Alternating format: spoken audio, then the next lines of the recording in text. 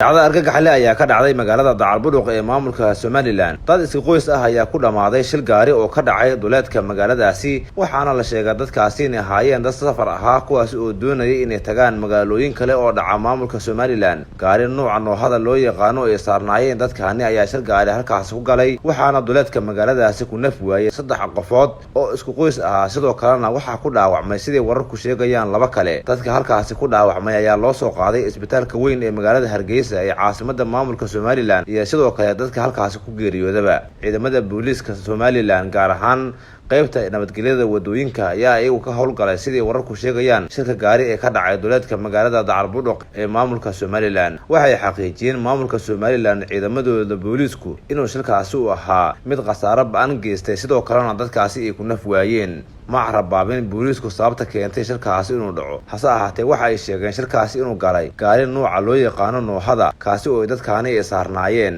inta badan wadooyinka maamulka Somaliland waxaa ka dhaca shilal ba'an oo khasaare geysta, kuwaasi oo ay ku naf waayaan dadka adeegsanaya wadooyinka. Ciidamada booliiska ee maamulka Somaliland ayaana inta badan waxa ay gaaraan goobaha ay shilalkaasi ka dhacaan ayagoo soo samata bixiya dadka halkaasi ku dhaawacma, sidoo kalena soo qaada dadka halkaasi ku dhintay ayagoo gaarsiinaya goobaha caafimaad ee maamulka Somaliland. hase ahaatee waxaan jirin ilaa hadda tilaabo ay qaadayaan dhinaca maamulka Somaliland oo wax looga qaban karo shilalka ku soo noqonaya deegaanada maamulka Somaliland. waxayna dadku ku sababeynayaan inay shilalkaasi ay sabab u yihiin gawaarida sida xawaaraha ku soconaya kuwaas oo adeegsanaya wadooyinka haaweyga ah ee maamulka Somaliland.